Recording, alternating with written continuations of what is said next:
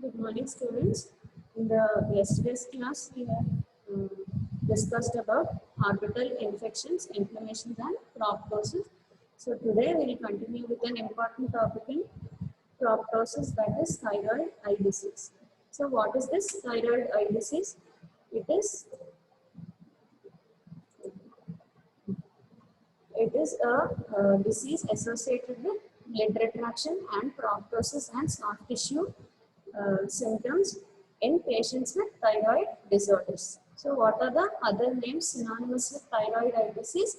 These are Graves' ophthalmopathy, thyroid associated ophthalmopathy, thyrotoxic exophthalmos, endocrine exophthalmos, malignant exophthalmos, dysthyroid ophthalmopathy, Graves' associated orbital diseases. These are the terms which are synonymous to thyroid eye disease. So what is this actually what is thyroid eye disease? It is an autoimmune inflammatory disorder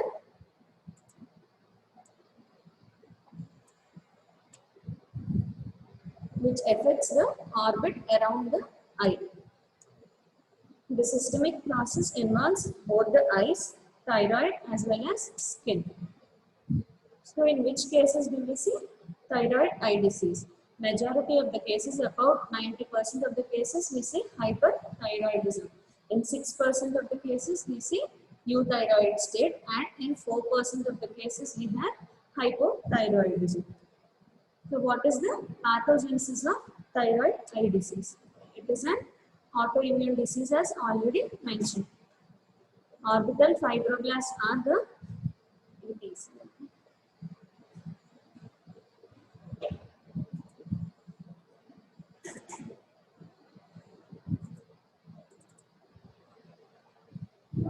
It is an autoimmune disease as already mentioned. The main primary target is orbital fibroblasts. These orbital fibroblasts, they share a common antigen between the thyroid follicular cells and these orbital fibroblasts, they share a common antigen. So these T cells, they recognize the orbital fibroblasts as an antigen tissue and incite an inflammatory reaction.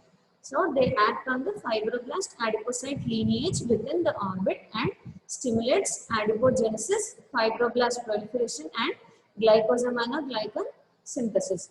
So all this is responsible for the extraocular muscle edema and infiltration with the round cells. Along with extraocular muscle enlargement, there is orbital soft tissue edema because there is increase in the amount of acid mucopolysaccharide and infiltration with lymphocytes, plasma cells and macrophages. So the main pathogenesis is that it is an autoimmune with orbital fibroblast acting as a target antigen.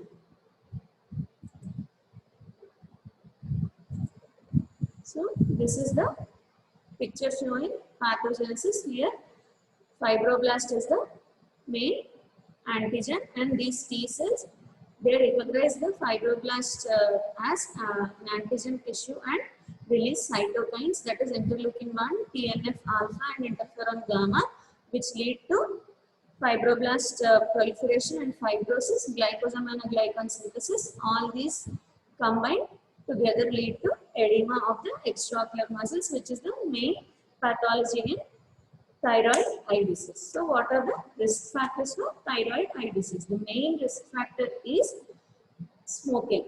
So smoking is a major risk factor in patients with thyroid eye disease. Those who have Graves' disease, the risk for developing thyroid eye disease increases with smoking. And women, they are about 6 times more commonly affected when compared to men. And radioactive iodine usage, which is used to treat hyperthyroidism, also increases the incidence of thyroid eye disease. So what are the clinical features in thyroid eye disease? The clinical features can be categorized into lid size, soft tissue involvement, proptosis, exposure keratopathy and restrictive myopathy and optic neuropathy. Only 5% of the patients have complete constellation of these classic findings. Some can have only lid signs, some will have only soft tissue involvement, some will have proptosis, like that. Only 5%, all signs will be present. So first we'll deal with each of the sign separately. So first coming to lid signs. Lid retraction is the first and most commonly occurring feature in thyroid eye disease. So what do you see in this picture? Here you can see the upper limbus clearly. Normally upper lid covers about 1/3 of the superior cornea. So here what you can see in this image, the upper lid is retracted superiorly. So there is superior scleral show. This is meant by lid retraction. So lid retraction in primary gaze is called Darlim's sign. It is present in about 75 to 90% of the cases and is the first and most common symptom in thyroid eye disease. Sign in thyroid eye disease. So other lid signs are Kocher's sign. It describes a staring and frightened appearance of the eye, particularly when the patient is trying to take fixation on an object. So this is Kocher's sign. And next is Von Graf sign. So what you can see here, the patient is trying to look downward. When the patient is trying to look downward, you see that here the right lid is lagging behind the globe. This is called Von Graf's sign. The lid lag of the upper lid on down gaze is called Von Graf's sign. Other lid signs are Stellberg's sign, that is infrequent and incomplete blinking of the eyelids. Other important signs are fullness of the upper lid, that is called Enroth's sign, and difficulty in eversion of the upper lid is called Gifford's sign, and increase the hyperpigmentation of the lids is called Jelinek sign. So all these are the important signs which are seen in thyroid eye disease.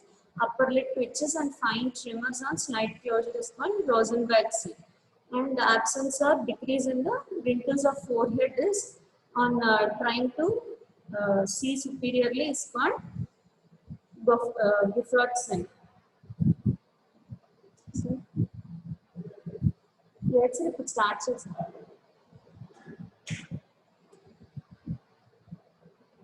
So that is about lid signs. So next another important feature in thyroid eye disease is soft tissue involvement. So the main symptom caused due to soft tissue involvement is the patient complains of grittiness, redness of the eye, lacrimation, photophobia, puffy lids, and some retrobulbar discomfort. So on examination, what we see is epibulbar hyperemia. This is a sign of inflammatory activity. There is focal hyperemia generally outlining the site of insertion of this recti muscle. Mostly horizontal recti muscle insertion we see hyperemia. And there is periorbital swelling which is caused by edema and infiltration behind the orbital septum. It may be associated with chemosis and collapse of retroseptal fat into the eyelids. So this is a picture showing conjunctival hyperemia near the insertion of medial rectus muscle. And this is conjunctival chemosis along with periorbital swelling and edema. Next, coming to restrictive myopathy. About 30 to 50% of the patients with thyroid eye disease, they develop ophthalmoplegia. So what is the main pathology behind this ophthalmoplegia? As already mentioned, there is extraocular muscle edema because of infiltration with the round cells and deposition of glycosaminoglycans. So all this lead to decreased motility of the ocular muscles, and later there is fibrosis of the extraocular muscle leading to restrictive myopathy. So the patient complains of double vision and often there is discomfort in some positions of gaze. So the most commonly involved muscle is inferior rectus muscle. And the patient complains of defective convergence. So the patient is not able to converge and look at the near object. So this is called Mobius sign. And in this picture what you see, this is normal eye. The patient is able to look inferiorly, and this eye it is not. There is no inferior movement. So there is no depression. So defective depression in the right eye is seen in this image. Mobius sign is defective convergence of the eyes. And this is another image showing defective elevation. So this is primary gaze and this is in elevation. The patient is not able to elevate both the eyes. This is also, the patient is not able to dextro elevate, and here the patient is not able to levo elevate. This is depression, dextro depression and levo depression. This is the patient is having normal dextroversion and levoversion. So there is restricted elevation in both the eyes. This is caused because of fibrosis of the inferior rectus muscle.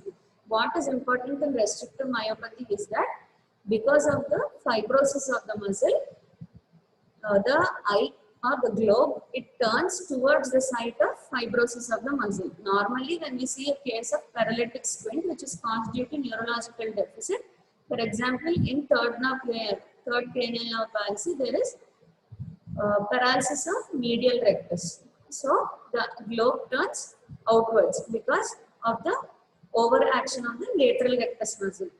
Whereas here, if medial rectus is involved, there is fibrosis of the medial rectus. So, the globe is pulled medially and there is failure of abduction. So, that is the difference between restrictive myopathy and that caused due to paralysis of the muscle. This can be differentiated by force abduction test. Next, coming to proptosis. Proptosis of one or both eyes is present in approximately 60% of the patients. Proptosis is generally axial proptosis and most of the times it is bilateral and it can be either symmetrical or asymmetrical. Usually one eye is more involved when compared to the other eye. But in some cases unilateral proptosis can also be present. So this is a picture of bilateral proptosis. Here it is symmetrical proptosis, whereas this is asymmetrical proptosis. What you see in this left eye, it is less involved when compared to right eye. Cleavage show is more here when compared to this eye. Next, coming to exposure keratitis. It is caused due to severe proptosis. When the proptosis is more, there is incomplete closure of the lids and there is lack of thalamus and also infrequent blinking of the eyelids and exposure will be there. So it leads to tear film dysfunction and exposure keratopathy. Sometimes corneal ulceration and infection can also occur. So this is a case of bacterial keratitis caused due to severe exposure in a patient with thyroid eye disease. Next, coming to optic neuropathy. It is a fairly common serious complication which is caused by compression of the optic nerve or its blood supply at the orbital apex by the congested and enlarged recti and the swollen orbital tissue. So, these extraocular muscles, they are swollen and they cause compression on the optic nerve directly, or when the central retinal artery is compressed, it leads to decreased perfusion of the optic nerve leading to optic neuropathy.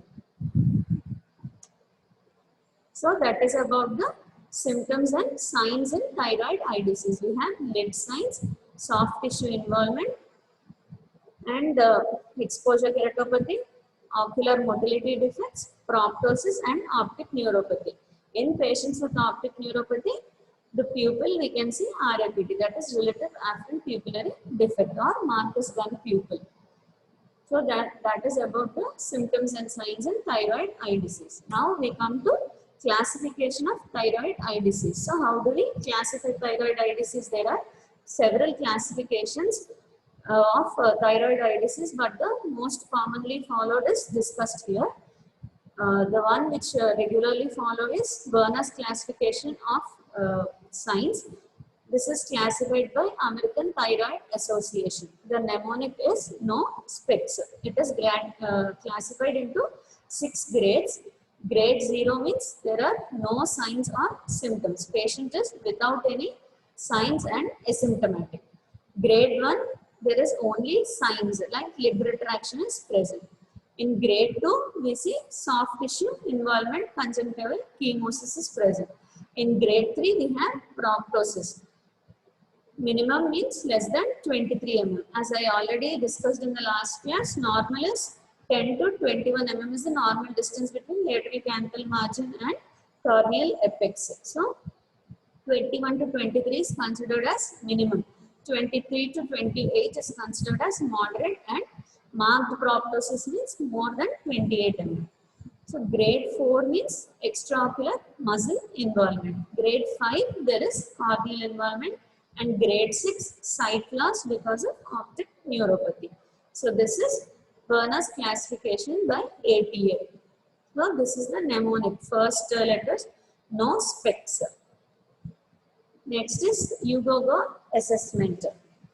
This is for classifying the severity of thyroid eye disease. It is classified into mild, moderate to severe, and sight-threatening thyroid eye disease. So, what comes under mild thyroid eye disease?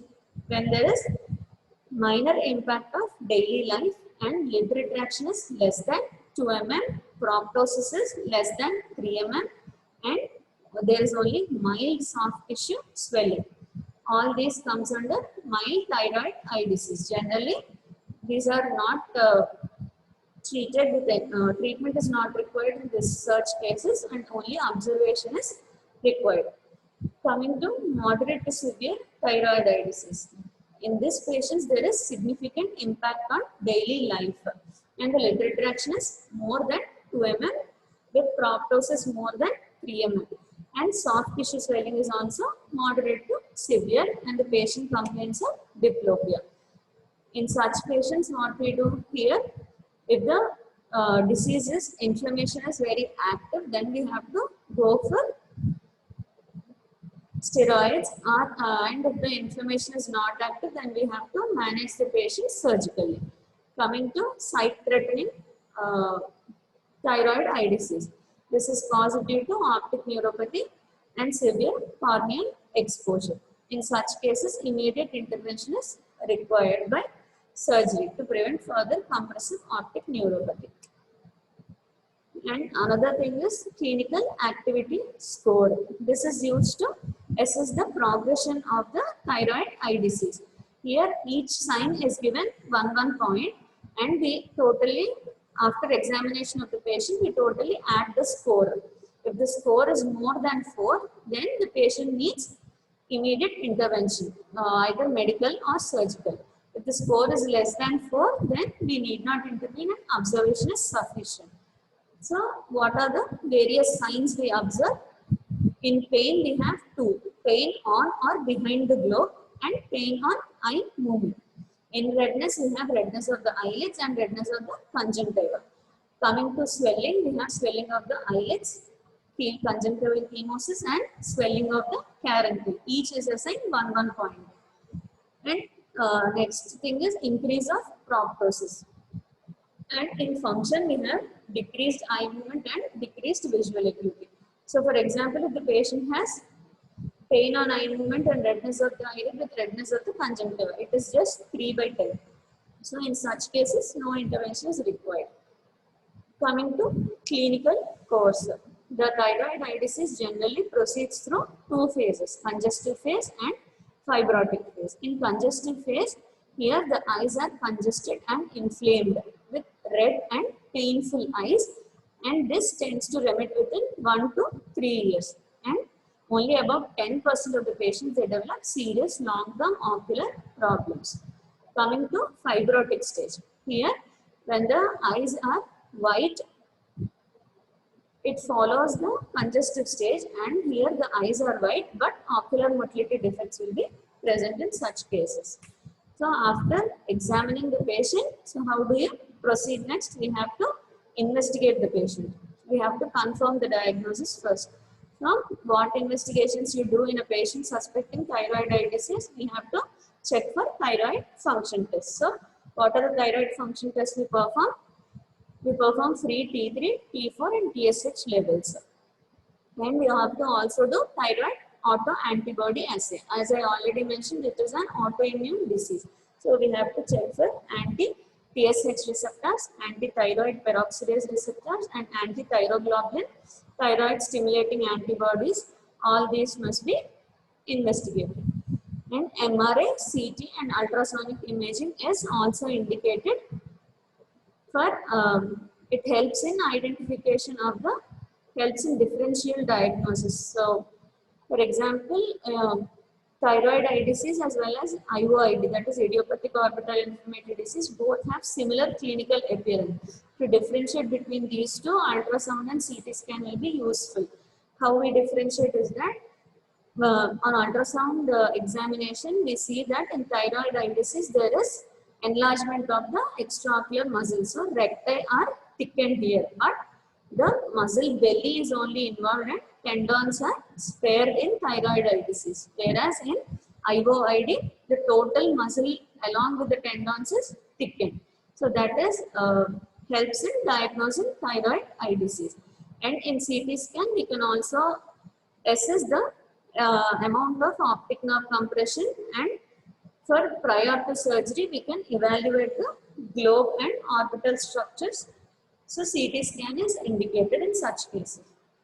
In patients where soft tissue involvement is more and severe, we suggest MRI. Otherwise CT is sufficient for thyroid eye disease.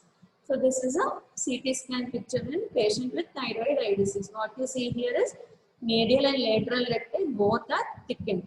As already mentioned, the first involved muscle is inferior rectus followed by medial rectus. So the mnemonic there is I am slow. Inferior rectus, medial rectus, superior rectus, lateral rectus followed by obliques. So I am slow is the mnemonic. So here what you see is medial rectus is more involved compared to lateral rectus. So thickening of the muscle belly is present and tendons are spared here. So this is a differentiating feature between thyroid eye disease and IOID. And we can also observe the compression of the optic nerve. So here you can see the optic nerve is compressed by medial rectus muscle. So after diagnosis, we have confirmed that it is a case of thyroid eye disease. So now how we proceed with the treatment? We have both non-surgical management and surgical management. So what are the various modalities of non-surgical management? So we have to first ask the patient to stop smoking. Smoking is an important risk factor which worsens thyroid eye disease. So the patient is advised to stop smoking and the thyroid dysfunction should be managed adequately. For the lid retraction and exposure keratopathy, we have to keep the patient on lubricants. They have to be advised lubricant eye drops daily 2 to 3 times, and at the night time we have to advise lubricant gel ointment along with eyelid taping so that it prevents exposure keratopathy. And in patients with lid retraction, guanethidine 5% eye drops can be used. And in patients with diplopia, we can prescribe prisms. Steroids are mainstay of treatment in patients with moderate to severe disease. So what is the dosage of steroids? Prednisolone 60 to 80 mg per day, that is 1 mg per kg body weight is given initially and then later tapered depending on the response. In patients with compressive optic neuropathy, we prescribe IV methylprednisolone. And in those patients where steroids are contraindicated or the patient is not responding to steroids, then we have another alternative modality, that is low dose fraction radiotherapy of 2000 rands over 10 days. It reduces the periorbital edema. Generally, steroids along with radiotherapy and azathioprine, when combined, it has more effect when compared to steroids alone or radiotherapy alone. So that is about medical management of thyroid eye disease. So coming to surgical management. Surgical management is by orbital wall decompression. So we have in surgical management, we have to deal with the proptosis and we have to also deal with the amount of extraocular motility defects, and also deal with lid retraction. The order of dealing with all these three is, first we have to correct proptosis, then weight. So we have to see whether there is any decrease of the extraocular motility defect. So if there is persistence of the extraocular motility defect even after correction of proptosis, then we have to go for extraocular muscle surgery. And then at the last, we have to deal with the lid retraction. So how do we correct proptosis? We have orbital decompression. So orbital wall decompression or orbital apex decompression is considered if steroids are ineffective. That is, 20% are receiving intravenous treatment. In such patients, orbital wall decompression is advised. So what are the various types of orbital wall decompression? There are one wall decompression, two wall decompression, three wall and four wall decompression. So what is one wall decompression? Here we remove the lateral wall of the orbit. This is effective and reduces the risk of postoperative diplopia. Coming to two wall decompression. Here both the medial as well as lateral walls are removed. It corrects about 4 to 5 mm proptosis, but a significant risk of inducing diplopia is present in two wall decompression. Coming to three wall decompression. Here along with the medial and lateral wall, a part of a floor is also removed. So this corrects about 6 to 10 mm of proptosis. Coming to four wall depression. Here this is indicated in very severe proptosis. About 10 to 16 mm proptosis is present. Then we indicate four wall decompression, where along with the medial, lateral and floor, we remove part of a roof, orbital roof also. So this is a picture showing lateral wall decompression and medial wall decompression. So we have removed here medial wall and a part of, this is medial wall, this is lateral. The part of lateral wall and the part of medial wall is removed here. So this is orbital decompression. Coming to extraocular muscle surgery. Here surgery is required in most cases experiencing persistent diplopia, either in the primary gaze or in reading gaze.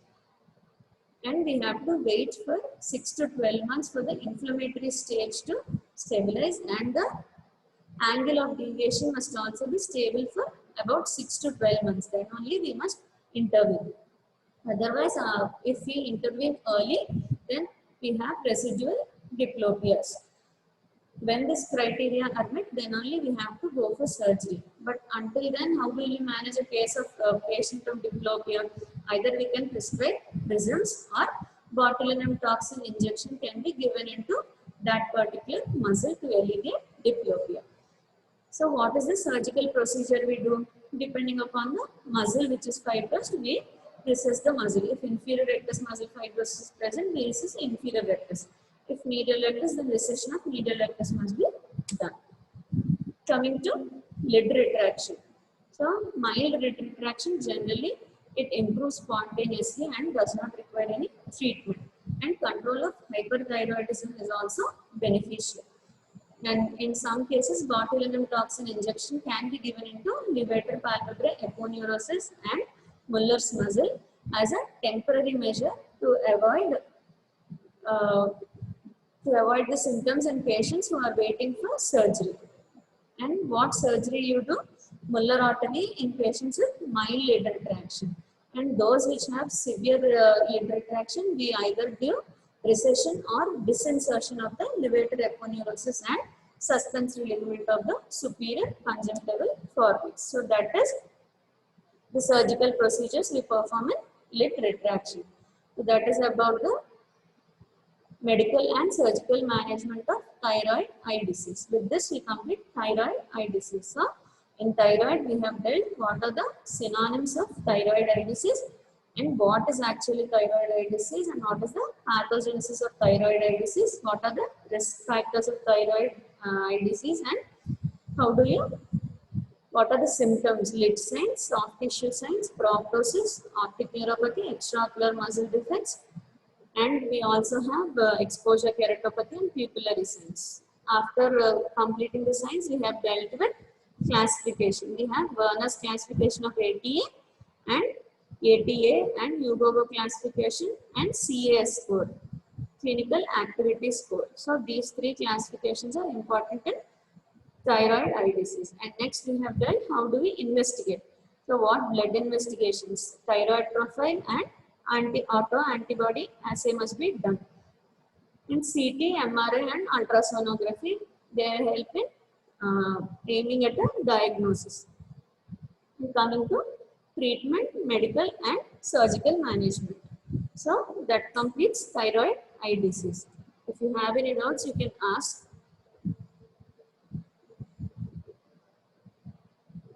Okay, because I'm asking in between because thyroid eye disease is an important topic in the whole orbit syllabus. So if you don't have any doubts, I'll continue with the next topic, that is idiopathic orbital inflammatory disease. This is also known as non-specific orbital inflammatory disease. Why? Because non-specific means etiology is not known. And it was previously named by the term pseudo-tumor because clinically it had the appearance of a tumor causing proptosis. But when histopathological studies were performed, it showed chronic inflammatory response in the histopathology. So the term pseudotumor was coined to describe such diseases. And on histopathology, we see lymphocytic infiltration with polymorphonuclear cellular response and a fibrovascular tissue reaction. It has a variable and self-limiting course and it mimics thyroid ophthalmopathy and can occur at any age group, but most common is 40 to 60 years. Generally, it presents with axial proptosis and unilateral proptosis. So coming to the clinical features, it can involve any part of the orbit extending from lacrimal gland to the orbital apex. So coming to the ocular features, it can be either general or focal idiopathic orbital inflammatory disease. General means diffuse orbital inflammatory disease. So in focal, we have either focal dacryoadenitis or myositis. Whereas in diffuse, the whole orbit can be involved. So we'll discuss about diffuse idiopathic orbital inflammatory disease. So what are the various signs you see in diffuse orbital inflammatory disease? We have swelling of the eyelids and chemosis is present. Congestive proptosis is present. Orbital pain is seen with restricted ocular movements and diplopia with optic nerve dysfunction. And there are spontaneous remissions and recurrences. And what is meant by the term frozen orbit? In a patient with continuous prolonged inflammation, there is fibrosis of the extraocular muscle leading to frozen orbit. That is, there is complete ophthalmoplegia and white eye is present. So that is about clinical features of idiopathic orbital inflammatory disease. Next, coming to management of IOID. Clinically, it is a diagnosis of exclusion. So how do you investigate such case? Investigation, we have ultrasonography and CT scan. So what we observe is there is diffuse infiltrative lesion with irregular, ill-defined margins. And on FNAC, it aids as a diagnostic clue. Incisional biopsy is confirmatory where we observe the lymphocytic infiltration with polymorphonuclear cells. Coming to treatment. How do you treat a case of IOID? As already mentioned, there are spontaneous remissions. So we have to observe and wait in all the mild cases. For those which are severe to moderate to severe cases, we have to go for steroid high dose therapy. That is prednisolone 60 to 80 mg is given for 2 weeks and then gradually tapered. In those patients where steroids are contraindicated or the patient is not responding to steroids, then we can go for radiotherapy. And we also have other alternative to steroids like cytotoxic agents like methotrexate and mycophenolate mofetil. Another alternative is tumor necrosis factor inhibitor, that is infliximab. Systemically, infliximab can be given. And in late stages where the patient is not responding to all these therapies, then we can go for surgical resection of the inflammatory focus. So that completes idiopathic orbital inflammatory disease. So next we will proceed with blowout fractures. So what is blowout fracture?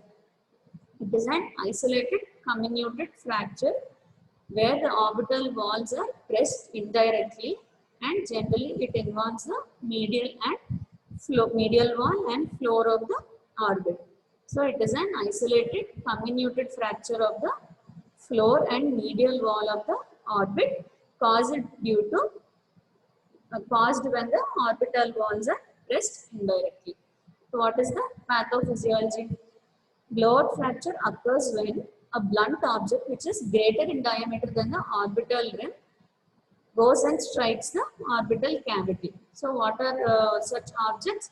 Tennis ball, cricket ball and fist. When they go and strike the orbital cavity, it causes sudden compression and backward displacement of the globe.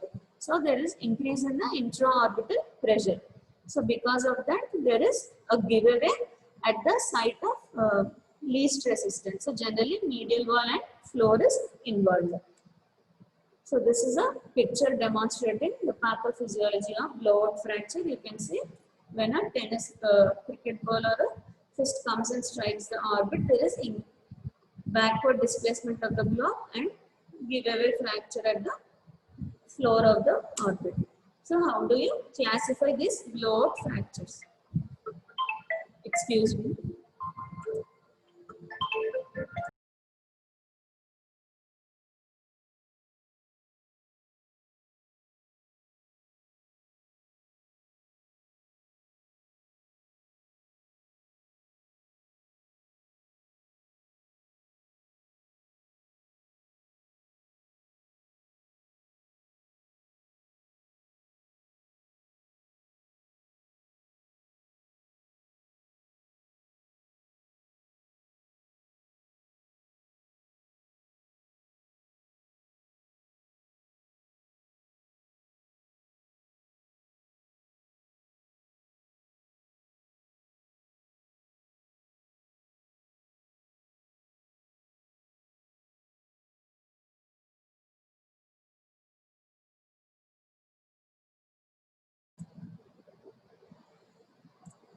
Okay, am I audible now?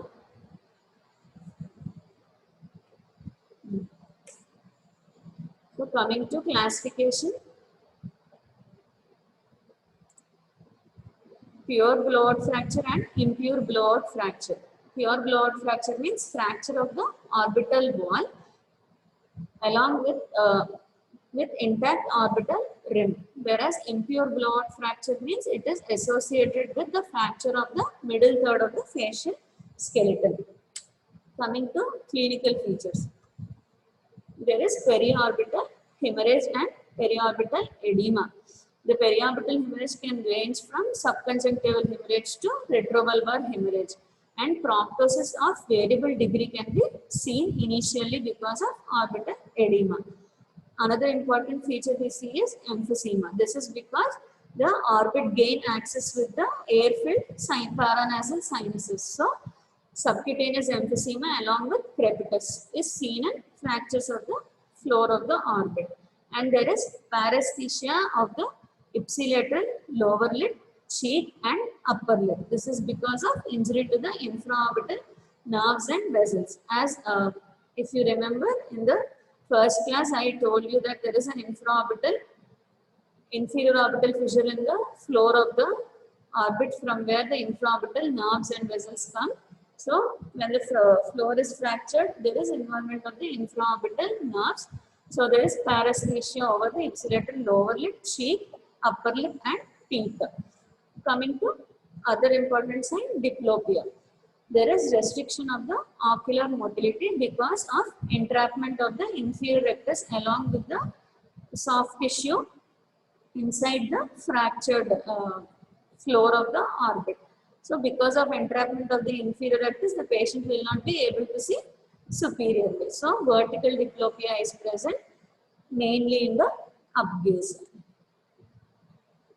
And coming to another clinical sign is enophthalmos, that is the eyeball appears shrunken. So this is caused due to displacement of the globe due to enlargement of the bony orbit and displacement of the orbital contents into maxillary sinus. And also there is traction over the globe caused by entrapped tissue leading to posterior and inferior displacement of the globe. Pseudotosis can also occur because of loss of support. Generally, this enophthalmos is observed only after 2 weeks after the injury, because this periorbital edema, hemorrhage, all these take time to resolve. When this edema and hemorrhage is resolved, then only this enophthalmos can be visualized. Otherwise, in the initial stages, proptosis will be present. So this is a picture showing enophthalmos, and we can see here hemorrhage is present and this is almost resolved. Coming to how do we investigate a case of blowout fracture? We have radiological imaging. So X-rays, CT and MRI can be done. In X-rays, Waters view is used for identifying the orbital floor fracture. The X-ray shows discontinuity in the bony orbital wall. Here this is continuous and here it is discontinuous. And we can see the paranasal sinus here is clear and here it is hazy. And we can see the herniation of contents into the maxillary sinus superior part. So this is called hanging drop sign.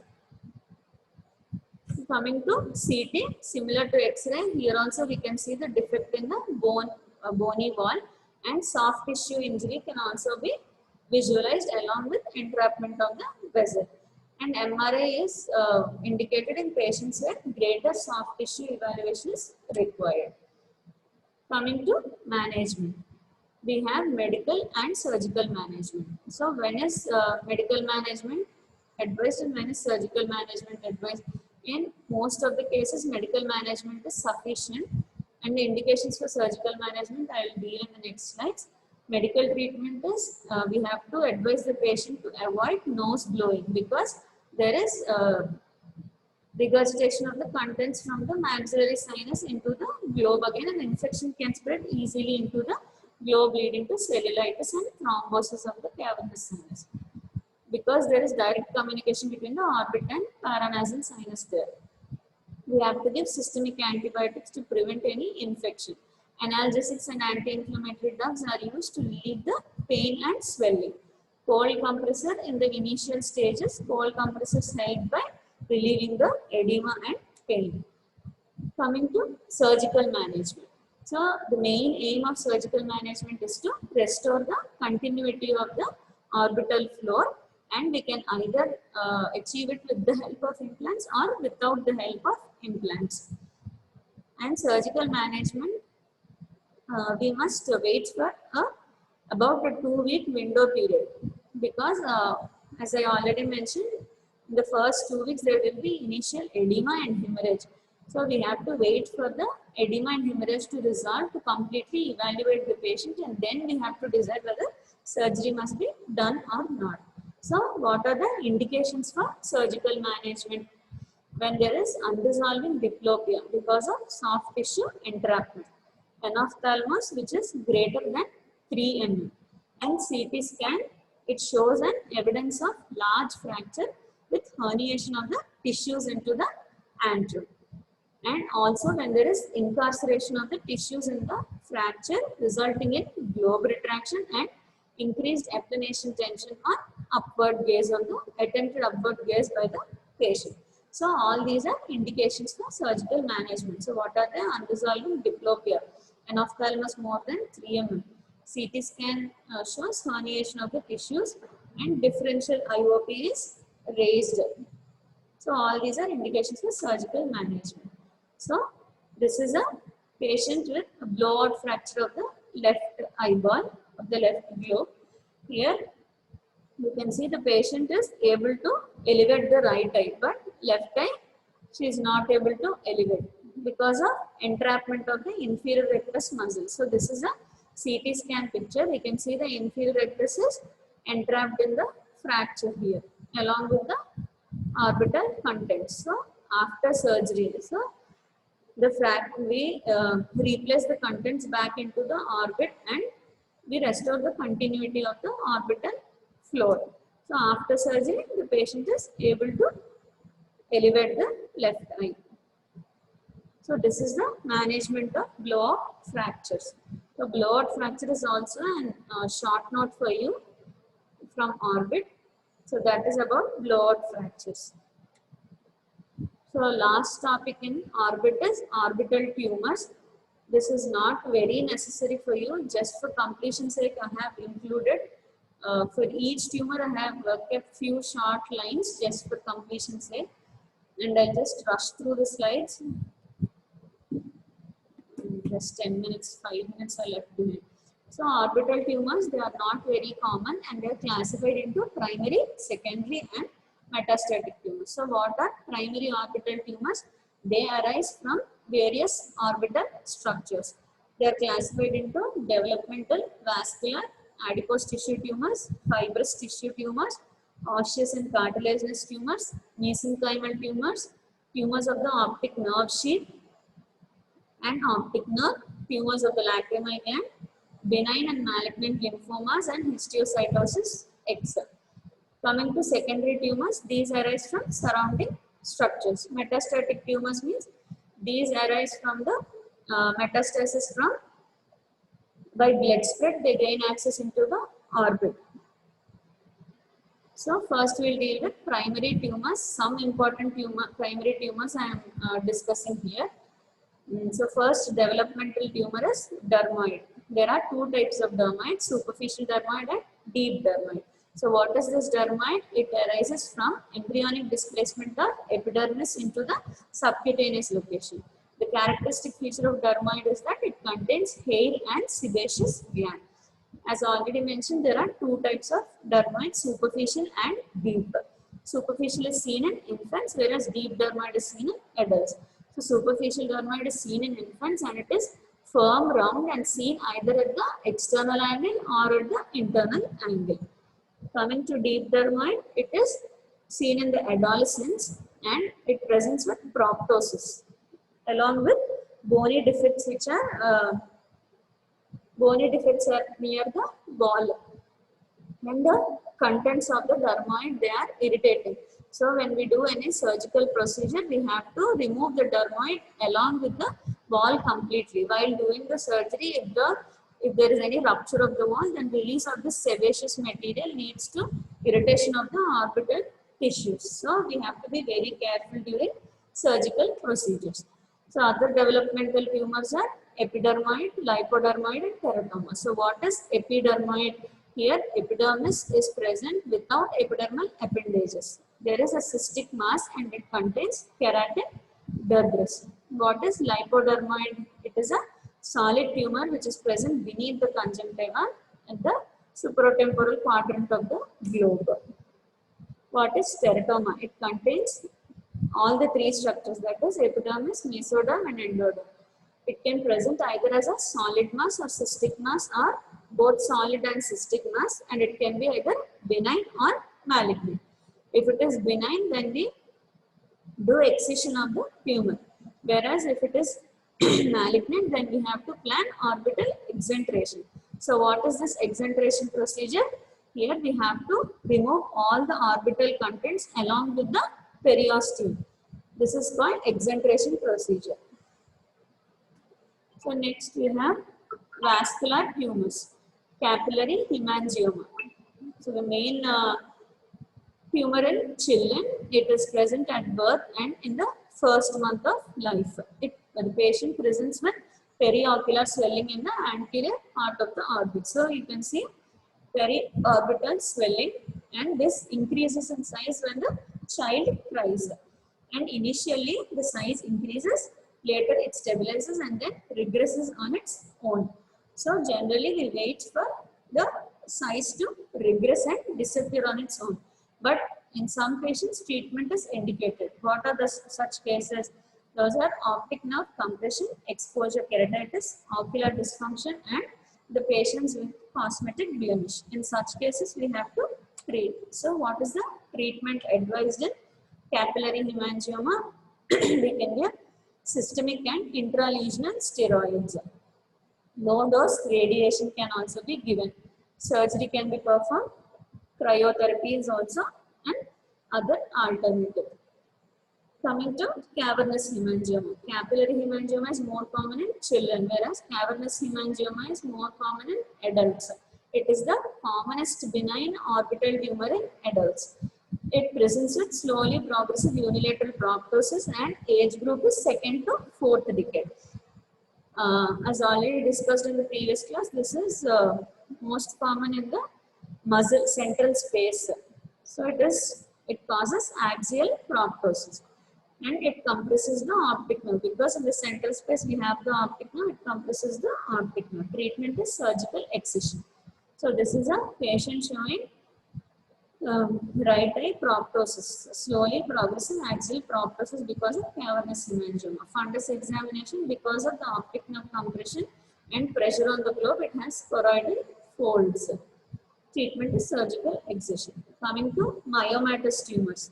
Of all the myomatous tumors, rhabdomyosarcoma is important because it is the commonest primary malignant orbital tumor in children less than 15 years. So it is the most common malignant primary tumor in children.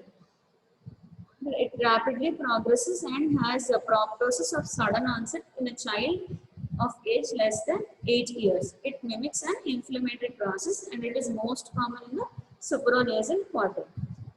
And in the X-ray and CT, it shows bony destruction. There is irregular but well-defined tumor in relation to the muscle and there is bony destruction of the adjacent bones. Diagnosis is confirmed by biopsy. Treatment is radiation of 5,000 rats for 5 weeks and chemotherapy is vincristine, actinomycin D and cyclophosphamide. So that is about chemotherapy. For unresponsive patients, we have exenteration. Coming to tumors of the optic nerve. We have optic nerve glioma and optic nerve sheath meningioma. So glioma means it arises from the astrocyte. So the patient presents with gradual painless axial proptosis which is unilateral and visual loss is also present. Age group is 4 to 8 years. On fundus examination, the patient will have optic atrophy. In the initial stages, papilledema and venous engorgement is present. Diagnosis is by CT and ultrasonography, where we see fusiform and swelling with relation to the optic nerve. Treatment is excision and preservation of the eyeball via lateral orbitotomy. Coming to meningioma, this is an invasive tumor which arises from the arachnoid villi. They are primary intraorbital meningiomas and secondary meningiomas. So what is primary intraorbital meningioma? It arises from the optic nerve sheath meningioma. It is more common in females and in the middle age. Here the patient presents with early visual loss along with limitation of the extraocular movements, papilledema and optic atrophy. And unilateral proptosis is present. Opticociliary shunt is pathognomic feature. Coming to secondary orbital meningiomas, these are caused from intracranial meningiomas which gain access into the orbit from the sphenoid through anterior cranial fossa, superior orbital fissure and optic canal. Here the patient has more proptosis and less visual loss, whereas in primary orbital meningioma, visual loss is early and proptosis is less. Secondary orbital meningioma, proptosis is more and vision loss is less.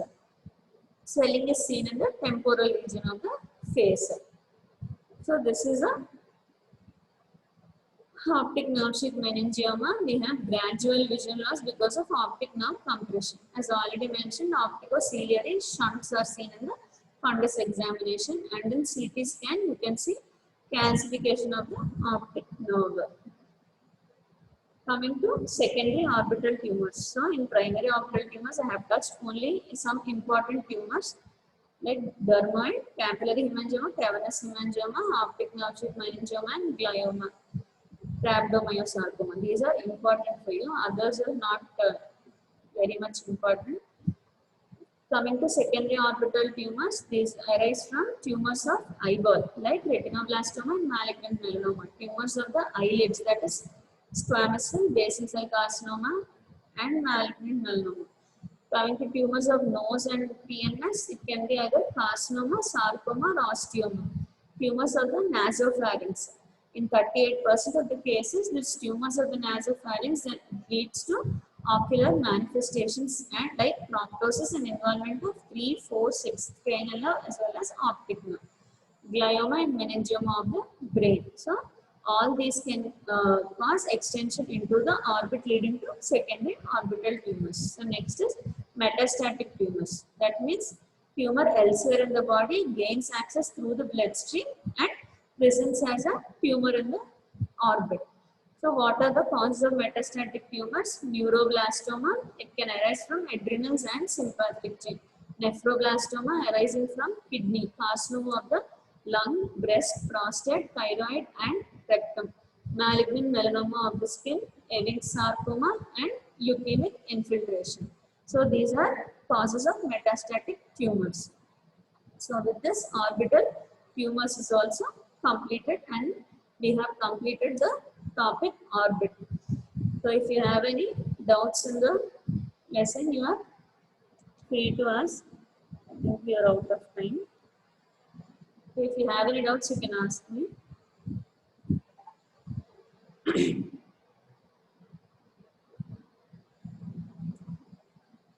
So all of you have prepared well for the exam.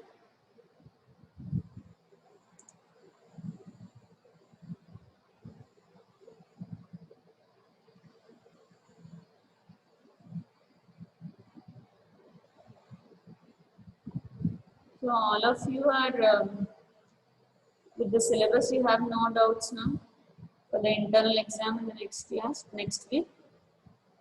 Do you have any doubt with the syllabus?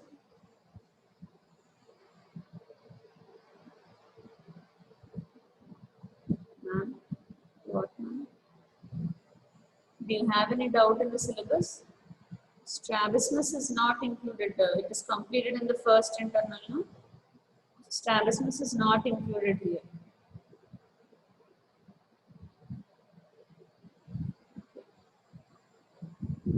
Anyone else has any doubt in the syllabus or in today's topic? The orbit is also there for your exam. Community ophthalmology is not included. It is not yet completed, so it is not included. What all is taught after retina is included. With retina and refractive errors is also is included in the exam.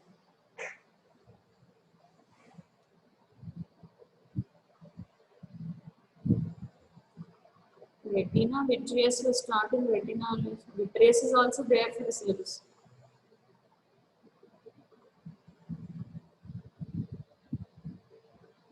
In your textbook from retina to ocular injuries, all the topics are involved except strabismus. Squint is not there and refractive errors is included in place of squint. Okay. Retina, vitreous, neuro-ophthalm, lids, lacrimal apparatus, refractive errors, ocular injuries, orbit is there for the next week exam.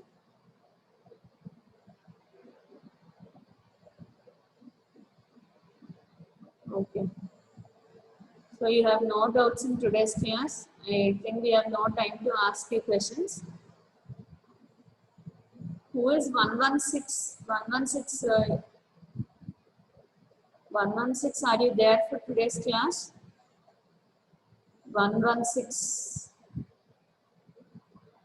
not there.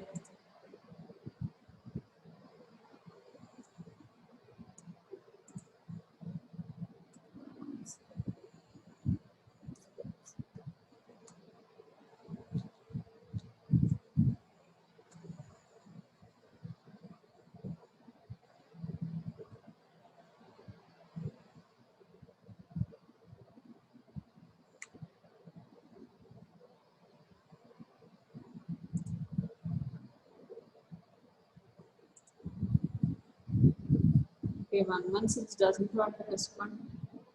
Okay, so get well prepared. All the best for your exam in the next week. We'll see how you will write. Okay, thank you.